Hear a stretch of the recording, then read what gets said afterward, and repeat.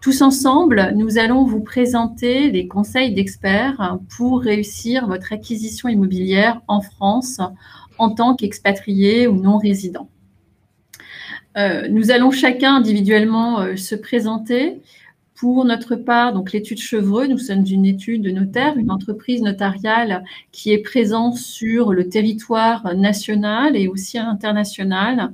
National, nous sommes présents à Paris, à Reims, à Lyon, à Bordeaux, à Nice, à Rennes et à Tours. Donc on couvre, on quadrille tout le territoire.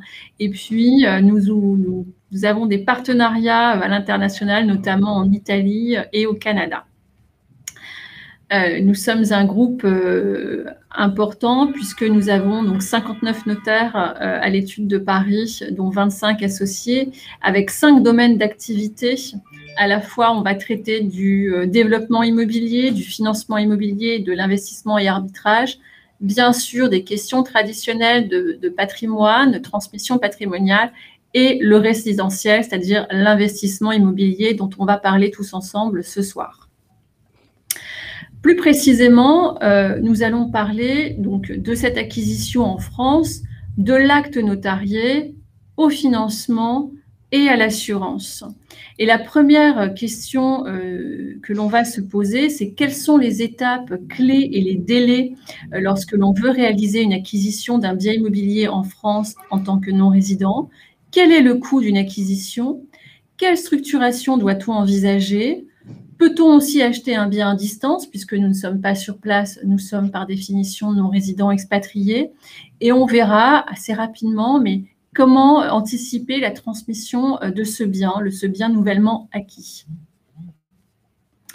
Tout d'abord, quelles sont les étapes clés et les délais d'une acquisition d'un bien immobilier en France?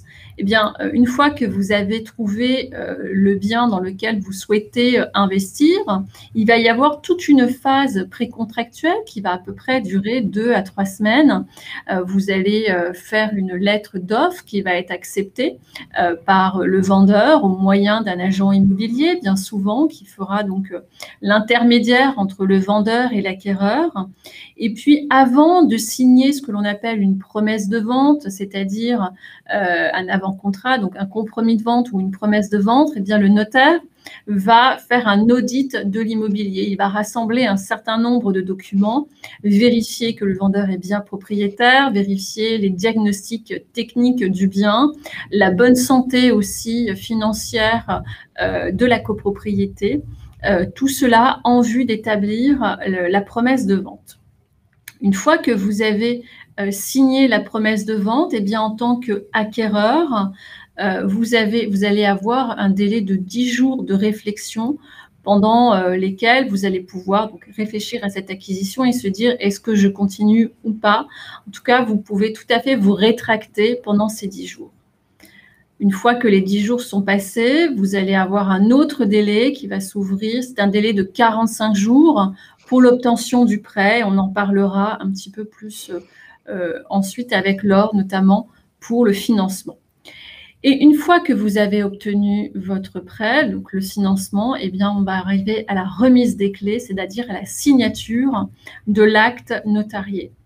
En moyenne, entre la promesse de vente et la vente, vous devez compter 2 à 3 mois, plus tout ce temps de préparation de l'audit qui est entre 2 et 3 semaines. Donc, comptez vraiment 4 mois à peu près pour une acquisition complète dès lors que vous avez trouvé votre bien immobilier. Ça a un coût d'acheter un bien immobilier en France, ça n'allait échapper à personne. Vous connaissez la fiscalité française, vous savez que la France est assez championne en matière de fiscalité. Eh bien, vous allez donc, lors de l'acquisition, payer ce que l'on appelle des droits de mutation à titre onéreux, qui varient selon l'acquisition, s'il s'agit d'un bien dans l'ancien ou bien un bien dans le neuf. Donc, il faudra compter en moyenne 5,80% donc de droits de mutation à titre onéreux pour un bien achevé, donc dans l'ancien, ou bien 0,715 et de la TVA pour un bien dans le neuf. À cela, vous allez devoir ajouter des frais de notaire, c'est-à-dire la rémunération du notaire, autrement dit l'émolument du notaire, qui lui est tarifé, c'est-à-dire que que vous prenez un notaire à Paris ou à Marseille ou à Lille, ce sera le même tarif. Et vous avez à peu près donc 0,814 pour une vente d'immeuble, pour un prêt immobilier. Il faudra compter aussi des émoluments qui sont de 0,271% du montant prêté. Quelle structuration envisager lorsque l'on est non-résident? Alors, le sujet fera l'objet d'un prochain webinaire, mais il faut effectivement penser à la structuration de l'acquisition. Soit vous pouvez acheter en direct, soit vous pouvez acheter au moyen d'une SCI. Si vous achetez en direct, on pourra voir si le bien sera nu, loué nu, ou bien s'il sera loué meublé. Et dans ce cas, la fiscalité va différer.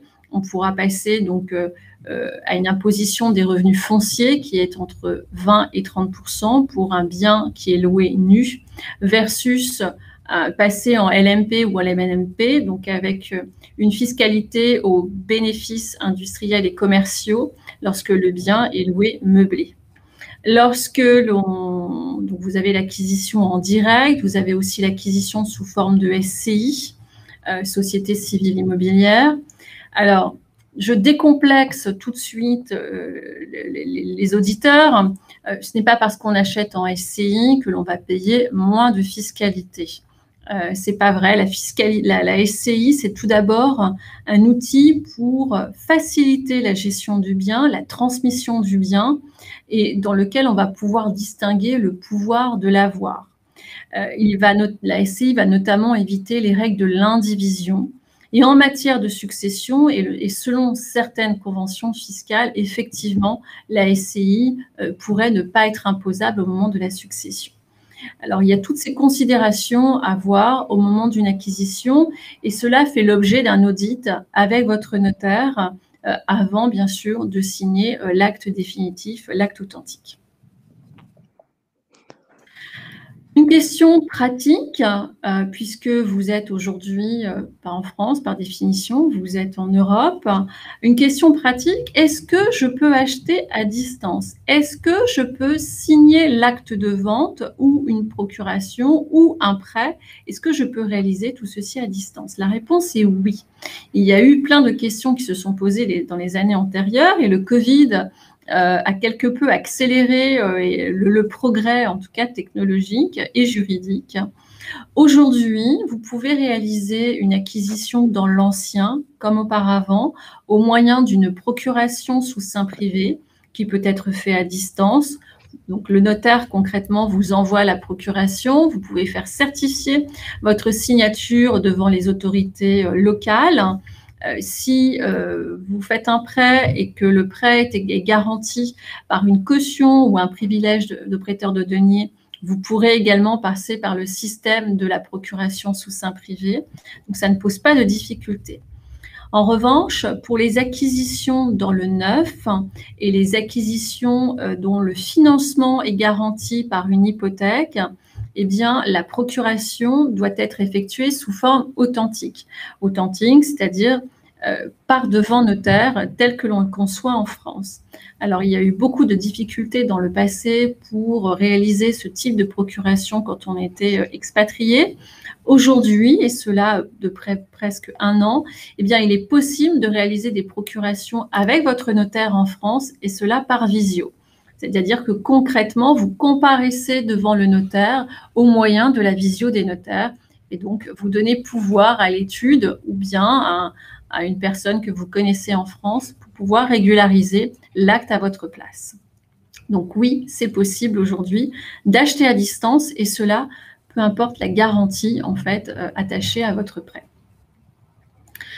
Lorsque l'on achète un bien en France, dès lors qu'on devient propriétaire d'un bien en France, alors que l'on vit à l'étranger, eh bien, on détient un élément de son patrimoine en France. On emporte avec soi des éléments d'extranéité. Il faut penser à la transmission de son bien immobilier dans un contexte futur successoral. Alors là aussi, ça peut faire l'objet d'une séance à part entière, tant les questions sont diverses et les réponses très variées. Il faut garder à l'esprit qu'il y a différentes manières d'anticiper. On peut anticiper au profit de ses enfants au moyen d'une donation, notamment en démembrement de propriété. Je garde l'usufruit et je donne la nue propriété à mes enfants. On peut anticiper au moyen de la mise en place d'une assurance vie également pour notamment régler des droits de succession qui pourraient avoir à être payés en France. Et on peut aussi anticiper pour protéger son conjoint survivant. On peut ainsi revoir son régime matrimonial qui a vocation, dans certaines situations, à évoluer au fil de la mobilité des personnes. Et puis, on peut également prévoir un testament qui soit applicable en France, qui soit applicable à l'étranger, un testament, deux testaments selon les situations. L'idée vraiment à garder à l'esprit, c'est que dès lors que vous possédez un bien immobilier en France, il faut anticiper ces questions de transmission parce que la loi qui sera applicable à votre succession n'est pas forcément celle à laquelle vous pensez. Et puis la fiscalité aussi qui sera applicable à la succession, à la transmission du bien, n'est pas forcément celle à laquelle vous pensez. Donc il faut bien anticiper ces questions. Je vous remercie pour m'avoir écouté sur ces points au niveau de l'acquisition d'un bien immobilier en France. Je passe le relais à Laure Lewis de chez Carte Financement qui va vous expliquer le financement en tant que non-résident de l'acquisition d'un bien immobilier en France. Merci Angélique. Donc bonsoir à tous. Laure Lewis du cabinet Carte Financement donc. Mon rôle, moi, c'est d'accompagner, les clients dans le financement de leurs projets et donc comme l'a dit Angélique au départ, j'agis en tant que courtier. Moi, je vous propose dans un premier temps, un point sur l'actualité, avant de vous donner, mes conseils pour réussir votre financement. Alors sachez déjà que les transactions, ont été, très nombreuses. Même si depuis, si on prend 2020 par rapport à 2019, il y a eu une baisse des transactions, mais c'est très, très lé une baisse très légère, hein. On est passé de 1 000 000 à 980 000 par an. Et comme me l'avait fait souligné Angélique, en fait, si on prend, sur les 12 derniers mois glissants à partir de mai 2021, on est déjà à 1 130 000 transactions. Donc ce chiffre est bien en hausse et surtout, au profit de nouvelles typologies de biens, et vers, des zones géographiques qui s'éloignent vraiment des grandes villes. On a enregistré beaucoup plus de demandes de financement pour des résidences secondaires. La bonne nouvelle, c'est que les taux sont toujours aussi bas, on emprunte à de très bonnes conditions, et même pour des non-résidents. Le petit bémol, c'est que dernièrement, le Haut Conseil de stabilité financière a donné une directive, la semaine dernière sur le taux d'endettement. Avant, c'était uniquement une recommandation. Le curseur était à 35 pour votre information. Le Haut Conseil de stabilité financière maintenant, demande absolument aux banques de le respecter, sous peine, de sanctions. Donc peut-être que ça va se ressentir, sur les dossiers de financement. Il y a aussi, la disparition de la notion du reste à vivre. Donc ça, c'est pour les clients qui ont, des revenus assez conséquents. C'est vrai que quand le taux d'endettement était élevé, on regardait, le reste à vivre et là, donc ça disparaît aussi à partir donc, de ce mois-ci. Comme je vous disais, les banques prêtent toujours aux non-résidents, donc ça, c'est une très bonne nouvelle. Peut-être un peu moins sur le Royaume-Uni, on l'a enregistré aussi. J'ai eu des questions, dans ce sens. Sachez tout de même qu'il reste des établissements qui accompagnent les clients du Royaume-Uni. Les banques nous ont quand même, communiqué plusieurs informations en nous disant elles veulent toujours, financer les non-résidents. Elles veulent juste aller au-delà du crédit. C'est-à-dire elles veulent vraiment une relation globale, au-delà du crédit, donc ce qui veut dire qu'elles vous demandent un peu plus de contrepartie, financière. Voilà. Alors au niveau de vos des conseils que j'ai à vous donner pour réussir votre financement, je dirais que déjà le premier point, c'est très important, c'est bien définir votre projet immobilier. Il va y avoir une incidence forcément sur la demande de financement. Si c'est une construction, si c'est un château, si c'est un appartement qui demande énormément de rénovation, il y a plein d'incidences sur la typologie du bien, le lieu d'acquisition également. Donc c'est important de bien définir ça en amont. Alors sachez aussi que en termes de typologie de prêt en France, c'est un prêt classique, très souvent amortissable. On paye les intérêts et le capital tous les mois. L'avantage, du prêt français, c'est que le taux, il est fixe sur toute une durée. Donc ça, c'est vraiment, l'avantage d'emprunter en France. On peut aussi, aller chercher des solutions de financement jusqu'à 100 du prix, moyennant des contreparties financières. Donc il faut garder à l'esprit et avoir ça bien en tête qu'il faut à peu près 30 d'apport, pour, payer et l'apport dans le projet et les frais de notaire à peu près. C'est le ratio, c'est 30. Sur des transactions un peu plus conséquentes, il y aura sûrement un peu plus d'apport qui sera demandé.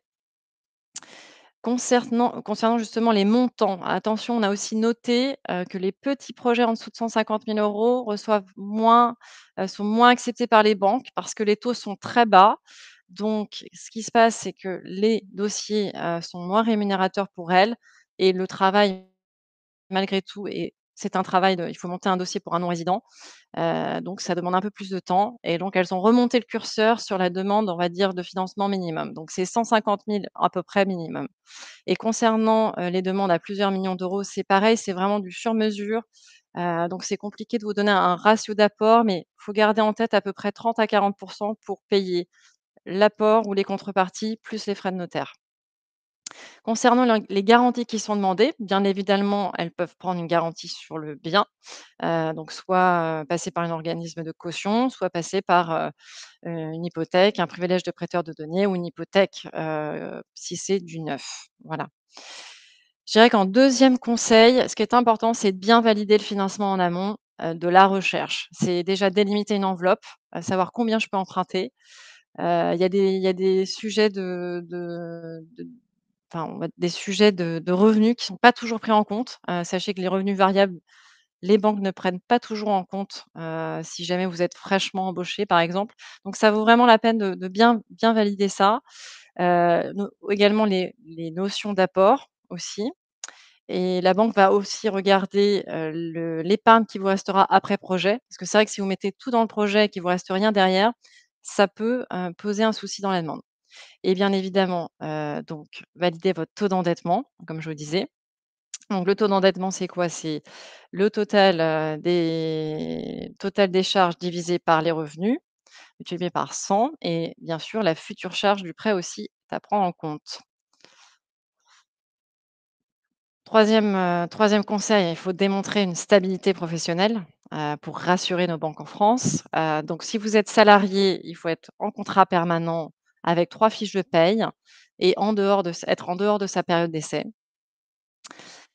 Les contrats de type CDD, hein, il arrive parfois que dans votre pays de résidence, il y ait beaucoup de CDD.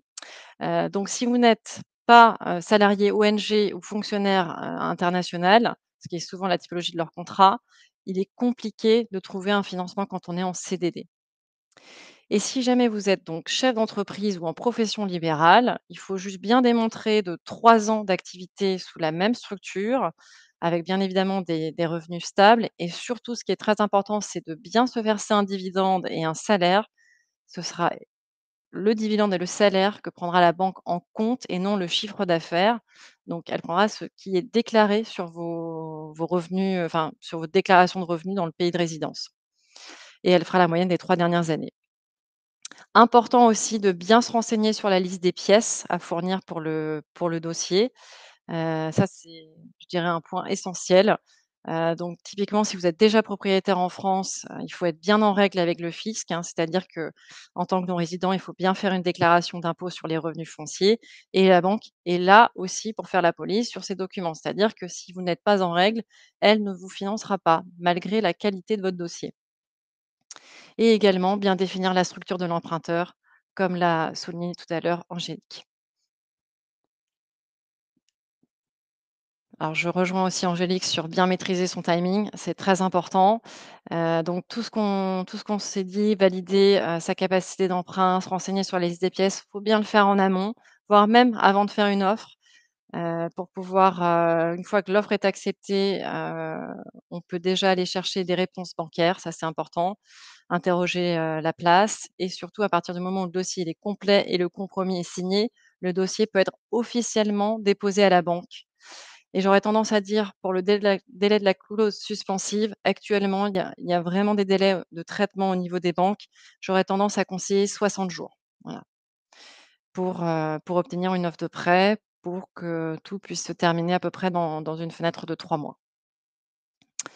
Le timing est donc très important. Dernier conseil, bien évidemment vous entourer, d'experts, vous assurer que votre interlocuteur qui gère votre financement comprend la situation d'un non-résident.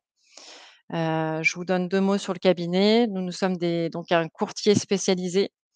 Nous avons plus de 185 millions de financements sont passés dans nos mains en 2020, dont 31 millions pour, une clientèle non résidente qui provenait de 20 pays différents.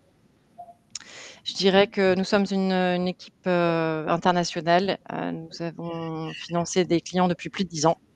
Donc, n'hésitez pas à nous solliciter si vous avez des questions. Je vais passer la parole à Pierre et merci encore de m'avoir écoutée. Merci Laure. Eh bien, donc moi je représente Valorama que j'ai fondé en 2012 et ça fait à peu près 20 ans que je m'occupe de l'accompagnement des non-résidents et des expatriés et des non-résidents tout simplement, donc des étrangers aussi, dans le fait de trouver des assurances aux meilleures conditions de délai et de tarifs. Donc on est une équipe de 6 personnes et on est basé à Reims.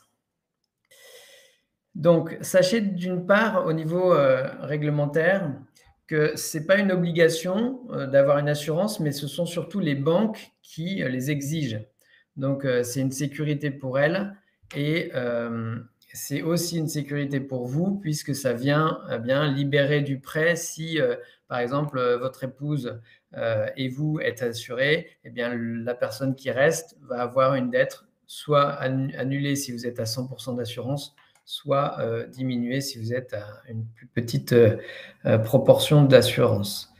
Elle a un coût non négligeable dans le prêt puisque aujourd'hui les taux de crédit ont tellement baissé que l'assurance devient quasiment, parfois dans certains cas même parfois plus cher que le coût du crédit pour des personnes âgées par exemple. Donc attention, c'est un point qui est important, surtout que ce n'est pas comme les intérêts, ce n'est pas dégressif en fonction du capital restant dû. Alors, petite parenthèse, on va le voir, oui, il y a des contrats à capital restant dû et il y a aussi des contrats à capital initial. C'est tout l'intérêt du courtage qu'on va voir ensuite. Donc, voilà, Valorama, on ne fait que ça donc, dans le cabinet pour apporter aux clients donc, des process à distance. On sélectionne des contrats compétitifs et pour nos amis non résidents qui soient irrévocable, c'est-à-dire que quand vous changez d'un pays à l'autre, eh bien, vous n'ayez pas à le déclarer et si au cas où vous oublieriez, eh bien, que vous ne soyez pas couvert. Donc ça, c'est évité avec des contrats irrévocables et il faut que ce soit adapté aux besoins de la banque, les garanties qu'elle va vous demander, donc ils doivent être totalement respectés pour être acceptés par le comité. Donc ça, c'est ce qu'on fait. Ensuite, alors c'est un passage imposé par les banques. En général, voilà ce qu'elles vont vous demander. Il faut que vous ayez au minimum une assurance qui vous couvre pour le décès, voire les garanties arrêt de travail et incapacité, invalidité. La proportion qui va vous être demandée à minima, ça va être en général que la totalité fasse 100% du montant du crédit. Parfois, certaines banques demandent 100 et 100, hein, donc ça fait parfois 200% quand on est un couple. Mais le minimum, en général, va être 100% au total. Ça protège donc la banque et vos héritiers. Aujourd'hui, le marché de l'assurance est totalement ouvert, donc on va le voir au niveau de la légalité et de la réglementation. Alors, quels sont les types de prêts concernés par l'assurance emprunteur? En gros, tous les types de crédits, que ce soit résidence principale, secondaire, investissement locatif, donc aucune restriction là-dessus. Ça peut être des prêts conso, des prêts voitures, des prêts, tout type de prêts. petit, gros, ça peut être de 100 000 euros. Enfin, en dessous de 100 000 euros, on n'interviendra généralement pas, mais ça peut aller à 1, 2, 3, 5, 10 millions. Les règles sont respectées pour tous les montants, c'est proportionnel. Le bien peut se trouver en France. Parfois, on a des biens qui sont hors de France, mais ce n'est pas le cas aujourd'hui. Voilà, tout type d'atypicité, mais le fait que la principale atypicité est votre situation hors de France. Quel niveau va être exigé? Donc, en général, le DCPTIA, donc en parlant avec des abréviations, c'est la base de la garantie d'assurance que la banque va exiger. C'est en fait le décès et l'extension décès, c'est-à-dire quand vous avez besoin d'une tierce personne pour vivre. Ça, c'est la base obligatoire. Et ensuite, si c'est une résidence secondaire, par exemple, on peut vous demander les garanties complémentaires, même si vous êtes à l'étranger. De plus en plus, les banques les demandent. Ça, c'est compliqué. Elles ne savent pas le faire d'ailleurs. C'est bien pour ça que parfois, elles vous envoient dans la nature à aller chercher une assurance en vous disant « nous, on ne sait pas faire, vous êtes à tel endroit, nous, notre assurance n'est ni adaptée et n'est pas obligatoirement compétitive non plus, donc allez voir ailleurs. » Ou bien alors, ils vous offrent la leur dans des conditions qui sont préétablies. Donc, les garanties incapacité et arrêt de travail, c'est pour couvrir tout ce qui est accident, maladie, tout type de problème de santé. Alors, qu'est-ce que va vous apporter en fait un courtier par rapport à une banque? Tout simplement, on va aller chercher des contrats selon différents critères. Quelqu'un qui serait en France, en général, il va vouloir le meilleur tarif pour les meilleures garanties. Pour vous, on augmente d'un critère. On va chercher bien sûr le meilleur tarif, les garanties que vous demande la banque, donc ça c'est obligatoire, et surtout le fait qu'il accepte votre résidence fiscale ou résidence géographique. Donc ça c'est le plus important. Et par ailleurs qu'il accepte aussi le fait que vous déménagiez, j'en ai parlé tout à l'heure, des contrats irrévocables, le fait que vous déménagiez et que vous ayez oublié de le dire, ou alors que vous changiez de métier, un métier plus risqué, par exemple quelqu'un qui va sur une plateforme pétrolière alors qu'il était dans les bureaux auparavant. Bon, ça, c'est des choses qui n'ont pas à être déclarées sur les contrats qu'on vend aux non-résidents. Et ça n'a pas de surcoût, c'est juste des options du contrat, ou des choses qui sont prévues dans les contrats et qu'il faut bien s'assurer d'avoir. Et c'est ça qu'en général, les banques peuvent pêcher un peu sur ces points-là, c'est qu'elles ont des contrats qui sont faits pour des franco-français et ne s'intéressent pas au marché du 0,5% des non-résidents. Alors, comment se fait ce process d'assurance? On peut penser que ça va prendre plus de temps si on passe par un élément intermédiaire. Eh bien, non, sincèrement. Nous, on est habitués à travailler avec des process dématérialisés depuis toujours, et d'autant plus avec le Covid, les marges d'acceptation médicale ont été augmentées. On peut assurer quelqu'un jusqu'à 1 250 000 € sans examen, à distance, en une journée, par exemple, puisque tout se fait en adhésion en ligne ou en version scan par email, parfois, quand c'est nécessaire, quand il y a des examens médicaux. Mais ça va très vite. Et les examens, chez nous, peuvent être faits à l'étranger, donc dans la langue anglaise. Alors, parfois, pour l'italien ou pour l'espagnol, ça peut être aussi accepté parce que c'est des langues qui sont assez bien maîtrisées, mais on va rester quand même sur l'anglais, c'est préférable. Ensuite, quel est l'avantage pour, par exemple, un couple un salarié de 35 ans, près de 400 000 € sur 20 ans? Bon, en général, retenez qu'on peut gagner de 50 à 70% en passant par une assurance déléguée. C'est ce qu'on appelle une assurance externe, une assurance déléguée. Les banques vont parler de délégation d'assurance. Donc voilà, là c'est un exemple. En général, une assurance pourrait coûter 0,20 dans une banque. Je parle d'une couverture en DCPTIA, hein. C'est pas rare de voir ce tarif, et on peut nous descendre à 0,08, mais même là j'ai mis vraiment des taux qui sont standards, mais on peut descendre plus bas. Il y a vraiment une grosse compétition sur les assurances aujourd'hui. Donc ça, c'est un exemple moyen. Ensuite, quelles sont à peu près les phases pour procéder à la mise en place? Quand ce sont des dossiers en dessous d'1 million, 1,2 million, bah, ça peut se faire en 1 ou 2 jours en ligne, franchement.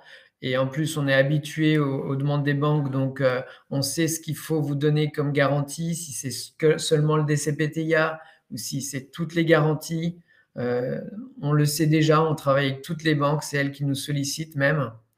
Et par contre, quand il y a des examens médicaux ou une pathologie à déclarer, donc là, il faudra obligatoirement passer, si la pathologie est importante, hein, ce n'est pas pour des petites pathologies, mais pour des grosses pathologies, ou bien si on est supérieur à 1,2 million d'euros, eh bien, on va aller dans un centre médical à l'étranger, ou bien à Paris, si vous passez à Paris, dans les 2-3 jours qui suivent votre demande. Voilà, donc c'est très rapide. Et tout se fait en immédiat, il n'y a plus de courrier. Ouais, voilà, je pense que j'ai fait le tour. Pour une cotation, il suffit d'aller sur notre site valorama.fr et de remplir un petit formulaire. Au niveau de notre équipe, on est 6 personnes à Reims. On se déplace souvent à Paris. Il y a un petit écho. Vous pouvez Alors, il y a les emails de chacun de nous dans la présentation que vous recevrez suite à ce webinaire. Pour nous, c'est contact@valorama.fr si vous avez des questions précises. Et je crois qu'on va répondre là maintenant à des questions qui sont générales et qui intéressent tout le monde. Alors, est-ce qu'il y a des questions? Merci Pierre. Je vais prendre une question. Je pense qu'on va chacun en prendre quelques-unes. Et on répond à des questions peut-être un peu plus générales qui peuvent intéresser tout le monde. Et si vous avez des questions effectivement plus personnelles, plus particulières, n'hésitez pas à nous écrire à chacun d'entre nous sur les slides que vous recevrez par l'UFE. Après la présentation, vous avez nos adresses email. Je prends une petite question. Donc, en cas de résidence à l'étranger, le régime matrimonial change au profit d'un régime local? Point d'interrogation. Il me semble que c'est le cas en Allemagne. Alors, effectivement, tout à l'heure, je vous ai parlé de l'anticipation de la transmission qui peut se faire par le prisme du régime matrimonial ou de la succession. Il faut savoir que lorsque l'on est un couple mobile, eh bien, dans certaines situations, le régime matrimonial est lui-même mobile, c'est-à-dire qu'il y a ce qu'on appelle une mutabilité du régime matrimonial selon les situations. Notre régime matrimonial peut s'adapter à la loi du pays dans lequel on s'est installé, et cela si on est résident depuis plus de 10 ans dans cet État, ou bien si vous avez la même nationalité, la nationalité commune des époux, et commun avec aussi l'état de résidence. Typiquement, vous êtes un couple français, vous avez établi votre première résidence après votre mariage au Royaume-Uni, qui prévoit par assimilation une séparation de biens, et puis 10 ans après, vous revenez vous installer en France. Eh bien, vous allez automatiquement passer sous un régime français qui est un régime de communauté. Et inversement. Si vous déménagiez au Royaume-Uni, qu'au bout de 10 ans, là pour le coup, vous passeriez sur un régime britannique. Je passe les questions à Laure, qui souhaite peut-être en traiter sur le financement. Tout à fait. Je vais répondre à Hélène. Les taux de prêt sont-ils équivalents pour les non-résidents en France ou sont-ils moins favorables? Alors, disons que de temps en temps, il est possible d'avoir des taux équivalents. Mais la tendance, c'est vrai que vous avez souvent un premium qui s'applique sur le taux parce que la relation est moins intense que si vous étiez en France. Souvent, sachez aussi qu'il faut comparer ce qui est comparable. C'est-à-dire que les taux qu'on voit en dessous de 1 % actuellement, ce sont souvent pour la résidence principale. Donc l'enjeu est très important pour une banque. Elle souhaite absolument capter le client qui va domicilier son salaire et qui va lui donner sa relation principale. Donc, ce qui n'est pas possible avec un non-résident. Donc, je pense qu'il faut comparer. Par exemple, il faut regarder aussi les résidents qui achètent, qui achètent une résidence locative ne vont pas forcément aussi avoir moins de 1 % sur 20 ans. Donc, oui, de fait, il y a toujours un premium sur le taux pour les non-résidents, mais ça reste malgré tout des très bonnes conditions d'emprunt. On emprunte toujours à moins de 1,5 % sur 20 ans en tant que non-résident. Pierre, tu souhaites prendre une question?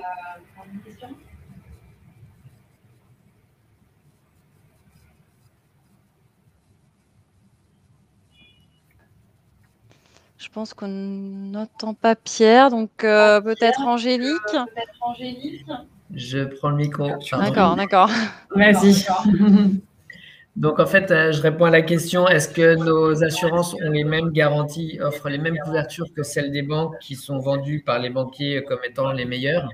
Il faut savoir que la législation et les règles des banques sont que on ne peut proposer une assurance que si on ne propose des garanties supérieures à la garantie de la banque. Sinon, notre contrat va être refusé. Donc, on est toujours à minima au-dessus des garanties du contrat de la banque. Et notamment l'irrévocabilité dont je parlais tout à l'heure, c'est quelque chose que les banques n'ont pas toujours. Donc, on est non seulement en général moins cher, entre 40 à 70%, mais en plus, les garanties, oui, donnent des options et des couvertures qui sont supérieures. On est obligé. Sinon, on est refusé en comité de toute façon. Et est-ce qu'on fait des substitutions de contrats en cours sur des prêts qui sont en cours? Oui, mais faites-le surtout dans la première année, c'est beaucoup plus simple que lorsque l'offre de prêt a dépassé une année. Donc, vous pouvez nous demander sur des choses comme ça. Je laisse la parole à Angélique. Merci Pierre. Une question de Claire.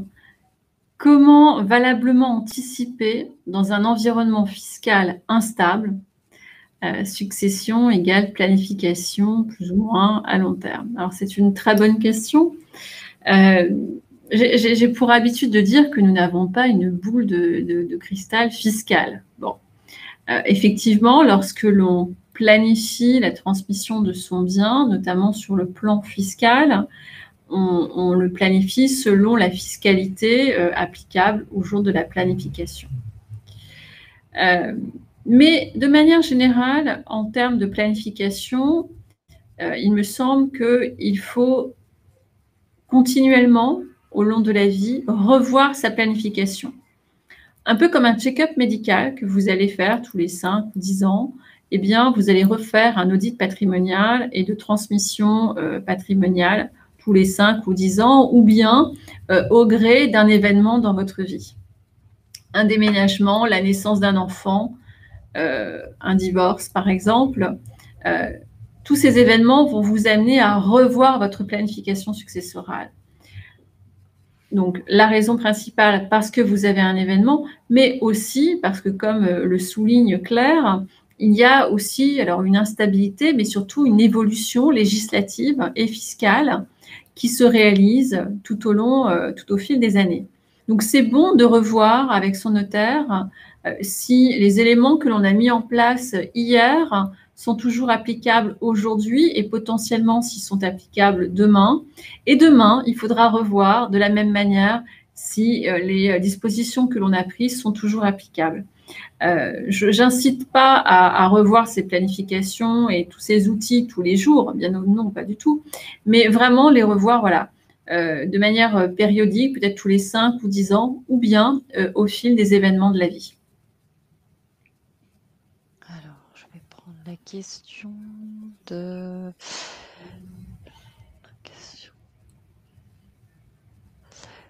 Est-ce que c'est important d'ouvrir un compte avant de réaliser son achat? Donc, j'imagine aussi, si vous faites appel à un financement, ça n'aura aucune incidence sur le financement, en tout cas, puisque la banque qui vous financera demandera obligatoirement d'ouvrir le compte chez elle et de recevoir les loyers si c'est un investissement locatif, par exemple.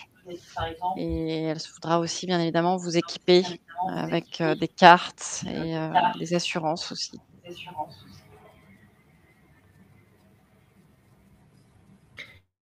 Alors, j'ai une question. Bonjour, les banques demandent plus de la part de leurs clients, donc de souscrire des produits bancaires autres que le crédit. C'est vrai que quand vous êtes à l'étranger, les banques veulent gagner de l'argent parce qu'elles n'ont pas tous les éléments qu'un Français en France aurait avec elles et tous les flux. Donc oui, elles vous demandent de faire des assurances avec elles. Alors, en ce qui concerne l'assurance du prêt, c'est justement là où vous pouvez dire je veux bien faire l'assurance de la maison, je veux bien faire l'assurance de la voiture ou de tout ce qui reste en France. Sur votre vie, je pense qu'il est important, vous êtes à l'étranger, que vous soyez suivi par des assureurs qui ont l'habitude de couvrir des gens à l'étranger. Juste une chose, quand il arrive un sinistre à l'étranger, souvent, nous, on doit traduire tous les documents pour que ce soit remboursé, indemnisé rapidement et qu'il n'y ait pas des mauvaises interprétations entre les différents intervenants, la police, la sécu, les différents médecins. Et nous, on fait le tampon. Ce qui ne se fait pas du tout quand vous êtes en direct avec l'assureur de la banque, parce qu'on vous demande d'envoyer des courriers, c'est très long. Enfin, en général, il y a une inertie importante. Votre statut de non-résident est un prétexte et légitime totalement d'avoir le recours à une délégation d'assurance adaptée à votre demande. Ensuite, sachez que c'est la loi. Hein. La loi Lagarde, depuis plus de 10 ans, vous oblige les banques à vous laisser la possibilité de prendre n'importe quelle assurance. C'est comme si vous alliez dans une concession automobile et qu'ils vous vendent l'assurance de la voiture. Aujourd'hui, on n'a plus le droit dans les banques de faire ça. Bon, elles le font encore parce que c'est une grosse manne d'argent, mais dans votre statut de non-résident, sachez que vous y avez autant de droits qu'un Français en France et d'autant plus que vous êtes un peu sensible sur l'aspect international. Voilà. Je laisse la parole à Angélique. On va reprendre encore quelques questions. Dans le cas d'un achat pour un logement locatif, va-t-on payer des impôts en France et dans les pays de résidence ou uniquement dans un des deux pays? Alors, j'ai envie de vous dire, la réponse, ça dépend. Ça dépend parce que en matière d'impôt sur le revenu, alors si vous avez un bien immobilier en France qui dégage un revenu locatif, oui, vous paierez des impôts en France. En tout cas, il faudra le déclarer. Maintenant, vous allez potentiellement payer doublement des impôts. Vous pouvez aussi payer un impôt dans votre état de résidence. Et ensuite, il peut y avoir le mécanisme d'éviter en fait cette double imposition au moyen de conventions bilatérales qui ont été négociées entre la France et votre état de résidence, qui vont donc répartir l'impôt sur le revenu. Alors attention, la France n'a pas signé une convention avec tous les pays du monde. Il n'y en a que quelques-unes. Alors elles sont assez nombreuses en matière d'impôt sur le revenu.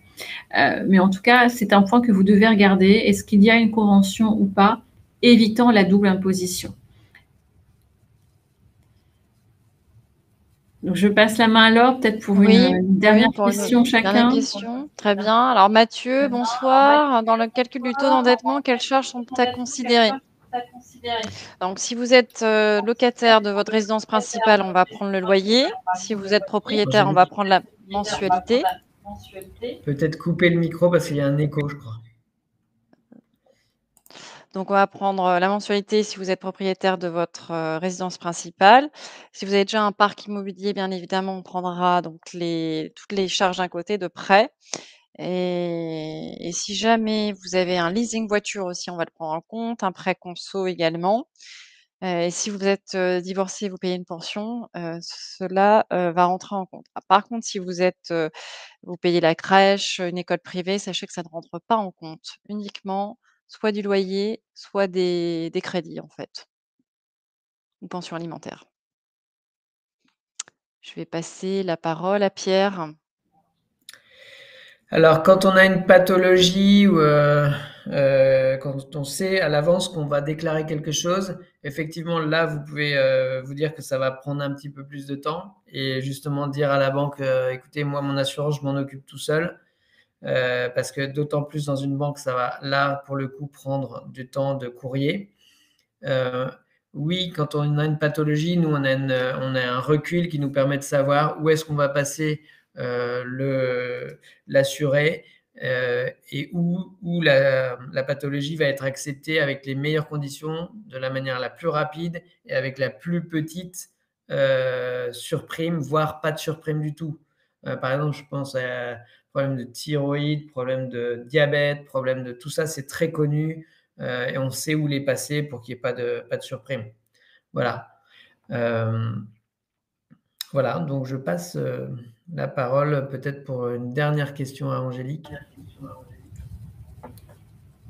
Alors, les questions sont très nombreuses, hein. Surtout, vous n'hésitez pas à, à renvoyer par email vos questions. Je regarde les questions qui me sont un peu plus adressées.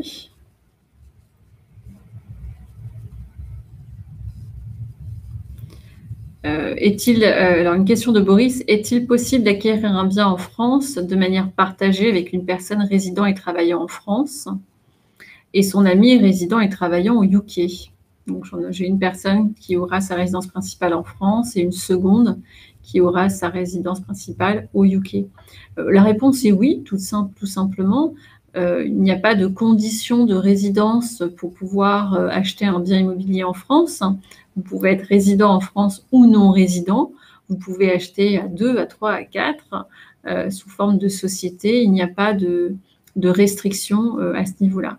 En revanche, effectivement, la structuration de l'acquisition aura toute sa place compte tenu du fait que ce seront deux personnes avec des résidences fiscales différentes, peut-être deux personnes avec des liens familiaux éloignés ou pas. Donc il y aura effectivement une réflexion à avoir sur la structuration de l'acquisition et là encore sur le mode de transmission. Laure? Une dernière question.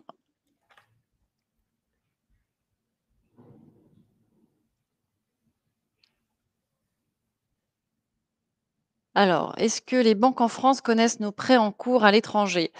Non, il n'y a pas possibilité de vérifier ça, mais attention, parce que, dans le montage du dossier, on vous demande vos relevés de compte et très rapidement, en fait, on peut arriver à quand on monte un dossier de financement, on regarde aussi énormément les relevés de compte et les relevés de compte disent beaucoup de choses sur votre vie à l'étranger et on peut vite, remonter sur peut-être un virement qui vient d'un autre compte. Donc on va vous demander, les 3 derniers mois de ce compte. Donc disons, il y a un travail quand même d'enquête qui est fait. C'est difficile de cacher ses prêts en tout cas, mais il n'y a pas possibilité d'extraire un fichier, comme en Angleterre, par exemple, le credit score ou aux États-Unis. Ça n'existe pas, enfin, en tout cas, les banques ne viennent pas chercher ce type de fichier dans votre pays de résidence. Heu, mais très rapidement, elles arrivent à le trouver, vos prêts à l'étranger dans tous les cas. Je peux répondre à une dernière question. Les banques, pour vendre leur assurance, effectivement, peuvent dire que si vous ne prenez pas l'assurance chez elles, elles augmentent leurs tarifs, comme dit Sébastien Marty, pardon. Eh bien, sachez que ça, c'est typiquement interdit par les banques. Elles sont lourdement sanctionnées par les régulateurs. Et donc, si vous avez un email comme ça, c'est pas possible. Ils n'ont pas le droit de dire ça. Mais bon, au cas où elles le feraient, eh bien, même si elles augmentent leur taux de 0,10, en général, on va avoir un gain sur le taux de l'assurance, puisque le taux de l'assurance, c'est frontal, alors que le 0,10 du taux de crédit, c'est un taux dégressif. Donc, oui, il faudra faire le comparatif. Mais bon, c'est interdit tout ça. Sachez-le, c'est pas parce que vous êtes expatrié que vous n'avez pas les mêmes droits que les Français en France. Vous êtes aussi au courant. Tout le monde le sait maintenant qu'on peut prendre son assurance à part de la banque. Voilà. Ne vous laissez pas faire. Voilà pour moi. Merci à tous. Merci de nous avoir écoutés. Merci à tous. Pardon. Bonne soirée à tous en Europe. Merci à tous. Et n'hésitez pas à nous envoyer des l'UFE. emails. Mon email contact@valorama.fr. Angélique. Alors, mon email, c'est a.devaux, DEVAUX, @chevreux.fr. Il y a 2 U à Chevreux. Et carte financement, contact @cartefinancement-toutattaché.com. Voilà, bonne soirée. Merci à tous. Très bonne soirée. Et vous Merci. aurez le replay dans vos emails très prochainement. Au revoir.